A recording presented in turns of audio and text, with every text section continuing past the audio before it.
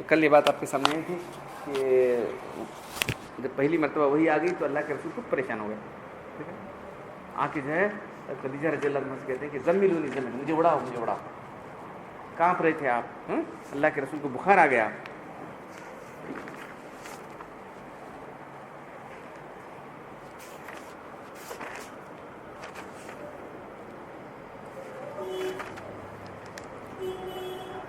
علیہ السلام آ گئے اور جو ہے سورہ اقراء کی ابتدائی آیتیں آپ کو سنائی.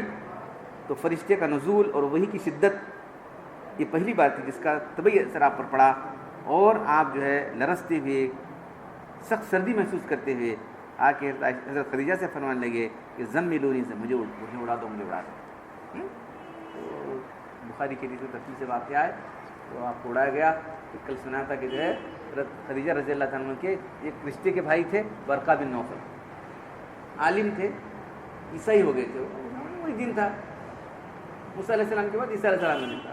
عالم تھے, تو وہاں سے لے کے چلے گئے. حضرت خدیجہ رضی اللہ عنہ لے کے جاتی کی تھی کہ جو ہے اے میرے بھائی, آپ کے جو ہے چچا زاد بھائی کا ذرا سنو, چچیرے بھائی حضرت نبی وسلم کہہ رہے ہیں, ان کا ذرا حال سنو کیا کہہ رہے ہیں. اچھا بیٹے کیا ہو رہا ہے بتاؤ, ایسا ایسا ہوا, ایسا ہوا کیا ہوا. تو اس تفصیل سے واقعہ سنا تھا. میں سکارے میں جاتا تھا, میں 6 مہینے سے میں جا رہا تھا وہاں, میری طبیعت میں ایسا یہ ہو گیا تھا, انخلا, تنہائی پسند, اللہ کو یاد کرنا مجھ سے کرتا تھا. تو اس وقت ایسا آیا فرشتہ, ایسا ایک شخص آ گئے اللہ کی طرف سے آ کے ایسا کہا کہ آپ سمت کے نبی ہیں اور آپ پایا چاہ رہے. تو کہا کہ مبارک ہو بولو, تم اس امت کے نبی. یہی وہ فرشتہ ہے جو موسیٰ علیہ السلام پایا کرتا, یہی وہ ناموس کا لفظ ہے, یہی ناموس ہے جو آیا کرتا تھا. تم اس امت کے نبی ہیں, کاش کہ میں جاؤں گا, تمہاری امت تمہارے لوگ تم کو نکالیں گے یہاں سے. تم رسول رہے گا تو حضرت نبی صلی اللہ علیہ وسلم معلوم نہیں تھا اب تک کیا میرے لوگ ایسا کریں گے, ہاں ایسا کرنے والے ضرور تم کو یہاں سے تمہارے وطن سے نکال دیں گے لوگ. کاش کہ میں جوان ہوتا تو میں تمہاری مدد کرتا. اب وہ بول کے 3 چلی کریں گے تو ان کا انتقال بھی ہو گیا. تو کسی نے خواب میں دیکھا, خدیجہ رضی اللہ عنہ نے دیکھا, کسی نے خواب میں دیکھا تو جو ہے سفید کپڑے پہنے تھے. تو مطلب ہے کہ انہوں نے ایمان قبول کیا, ان کی مغفرت ہو گئی. تو اس لحاظ سے سب سے پہلے ایمان قبول کرنے والے خدیجہ کے بعد یہ خدیجہ سے پہلے بغیر کہا جائے تو چل جائے گا, کیونکہ خدیجہ کا تو ابھی تو وہ تھا. یہ تو پورا یقین سے بول رہے ہیں کہ آپ اس امت کے نبی ہیں, کاش کہ میں جوان ہوتا تو میں تمہاری مدد کرتا. تو یہاں جو ہے اللہ تعالیٰ کیا فرمانا ہے نبی کو کہ جو ہے تم رات میں اٹھ کھڑے رہو اور نماز پڑھو. تو آدھی رات, 1/3 آدھی اور 2/3, 1/3 2/3 اور نصف رات. اب گھڑیاں ہو رہا نہیں, جیسے اندازے سے کام چلتا تھا. نہیں سورج نکلے گا لیکن باہر جا کے پو پھٹ گئی کیا, صبح صادق ہے صبح کاذب ہے. معلوم ہے صبح صادق کاذب, آج بھی دیکھ سکتے ہیں, معلوم ہو سکتا ہے صبح صادق اور صبح کاذب. تو جو ہے دیکھو منسوخ ہوئی آیتیں, یہ آیتیں بالکل شروع اسلام میں داخل ہوئی تھی. اس وقت 5 نمازیں فرض نہیں ہوئی تھی. 5 نمازیں تو جو ہے معراج میں فرض ہوئی. امام بغوی رحمۃ اللہ علیہ فرماتے ہیں کہ اس آیت کی روح سے قیام اللیل, رات کی نماز, تہجد تمام امت پر فرض تھی. اب جو ہے جب 5 نمازیں فرض ہوئی, جب 5 نمازیں ہوتی, یہ آیت منسوخ ہو گئی. تہجد پڑھنا اب جو ہے فرض نہیں رہا, ورنہ اس زمانے میں جتنے لوگ قبول کیے تھے سب آتے تھے اللہ کے پاس, سب لوگ آ کے رات بھر ہی بات کرتے تھے. اس آیت میں قیام اللیل فرض ہی نہیں بلکہ کم سے کم 1/4 رات تک فرض ہونا یہ بھی فرض تھا. 1/4 رات تک, 1/4 رات تک رہنا بھی, مشغول رہنا فرض تھا.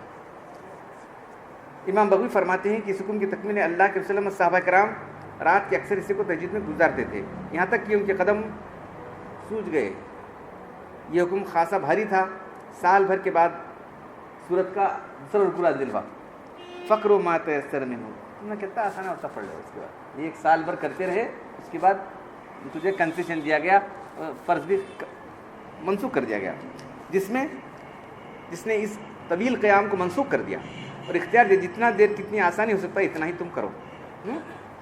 حضرت عائشہ رضی اللہ عنہ فرماتی ہیں کہ حضرت ابن عباس نے فرمایا 5 نمازیں معراج میں فرض ہوئی تھی, تہجد کی فرضیت بھی منسوخ ہو گئی. تو پہلے تہجد فرض تھی, نبی صلی اللہ علیہ وسلم پر بھی امت پر. تو یہ سب جاننا ضروری ہے. دین کیا کام منسوخ میں پہلے خالی حدیثوں میں اگر بیٹھے تو کیسا ہوتا. آج کل بات آئی تھی کہ جو ہے صرف حدیث میں رہا تو مان لینا کرنا ضروری ہے کیا, منسوخ ہوئے کیا نہیں معلوم ہونا کیا نہیں. تو قرآن سے حدیث تو قرآن سے تھا, تہجد پڑھو کر کے, پھر وہ آیتیں منسوخ ہوئی, آیتیں منسوخ ہوئی ہیں, پھر حدیث منسوخ ہوئی ہیں. یہ سب باتیں معلوم نہیں ہے لوگوں کو, جو ہے حدیث میں دکھا دے کے گمراہ کرتے, کیسی بات. تو اس کے بعد جو ہے اللہ کے رسول تو رات کو اٹھتے تھے, لیکن اب سنت رہی, تہجد پڑھنا سنت ہے نبی صلی اللہ علیہ وسلم کے لیے بھی, ان کے لیے بھی. قم اللیل, تو قم اللیل رات کھڑے رہو کرو, پوری رات ہو سکتا ہے, الا قلیل تھوڑی سی رات کم, یعنی پوری رات, 2/3 رات, ایک نصف رات یا آدھی رات. ورتل القرآن ترتیلا, قرآن کو ترتیل کے معنی سہولت کے ساتھ اور سیکوینس, ہر لفظ کو صاف نکالنا ترتیل کے, ہر حرف کو صاف نکالنا ہے ترتیل کہلاتا. جو راگ سے پڑھنا نہیں, ہر حرف جو ہے اپنے مخرج سے صاف نکلے, اس کو ترتیل کہتے ہیں. سہولت کے ساتھ, استقامت کے ساتھ سے نکالے کہتے ہیں. جلدی نہ کریں, بلکہ تسہیل کے ساتھ نکالیں, ساتھ ہی معنی میں غور و فکر بھی کریں. اور رتل کا عطف جو ہے قم اللیل, رات کو الگ بیٹھ کے قرآن پڑھو کرنے کا, نماز کے اندر پڑھنے کے لیے حکم دیا گیا ہے. کوئی الگ بیٹھ کے پڑھا تو وہ نہیں ہوتا. یہ جو حکم ہے نماز قیام اللیل, نماز کے اندر پڑھنے کا حکم دیا گیا ہے. اللہ کے رسول بہت طویل قیام فرماتے تھے. اس سے بھی مانا قرآن پڑھنا صرف مطلوب نہیں بلکہ ترتیل بھی مطلوب ہے, جس میں ہر حرف, ہر کلمہ صاف اور سیدہ ہو. تو ام سلمہ رضی اللہ تعالیٰ فرماتی ہیں کہ آپ کی تلاوت کی کیفیت, تو انہوں نے کہا کہ آپ کا ایک حرف واضح ہوتا تھا.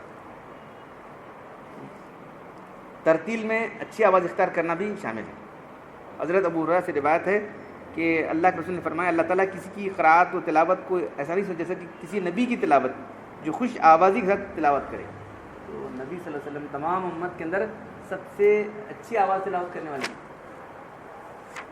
نبی صلی اللہ علیہ وسلم جو ہے سب سے اچھی آواز تلاوت کرنے والے تھے. حضرت علقمہ نے ایک شخص کو اچھی آواز تلاوت فرمایا تو کہا ہاں یہ ترتیل سے پڑھ رہا تھا آدمی نے. ترتیل وہی ہے جس میں حرف اور الفاظ دونوں بھی صحیح صاف. حسن بصری سے روایت ہے کہ اللہ کے رسول کا گزر ایک شخص پر ہوا جو قرآن کی تلاوت کر رہا تھا اور رو رہا تھا.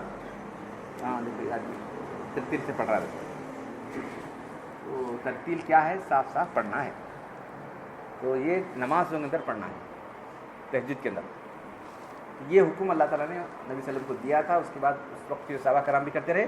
اس کے بعد یہ حکم منسوخ ہو گیا.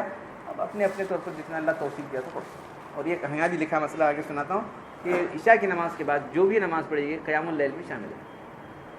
عشاء کی نماز کے بعد 2-4 رکعت اس لیے نفل پڑھنے کا اپنا معمول بنا لو. ایسے تو ہے 2 رکعت نفل پڑھتے ہیں, سنت 2 رکعت, وتر کے بعد 2 رکعت پڑھتے ہیں, بس تو شامل ہو جاتی ہے. تو بہرحال جو ہے قیام اللیل کی فضیلت حاصل ہو جائے گی. رات کو عبادت کرنے کی فضیلت صرف 2 رکعت بھی پڑھ لے تو اس کی فضیلت حاصل ہو جائے گی. اللہ تعالیٰ ہم سب کو قیام اللیل کی فضیلت حاصل کرنے کی توفیق عطا فرمائے. الحمدللہ رب العالمین, والصلاۃ والسلام علی رسول الکریم. ربنا آتنا فی الدنیا حسنۃ وفی الآخرۃ حسنۃ وقنا عذاب النار. ربنا ظلمنا انفسنا وان لم تغفر لنا وترحمنا لنكن من الخاسرین. ان اللہ وملائکته یصلون علی النبی یا ایھا الذین آمنوا صلوا علیہ وسلموا تسلیما. سبحان ربک رب العزة عما یصفون وسلام علی المرسلین والحمد للہ.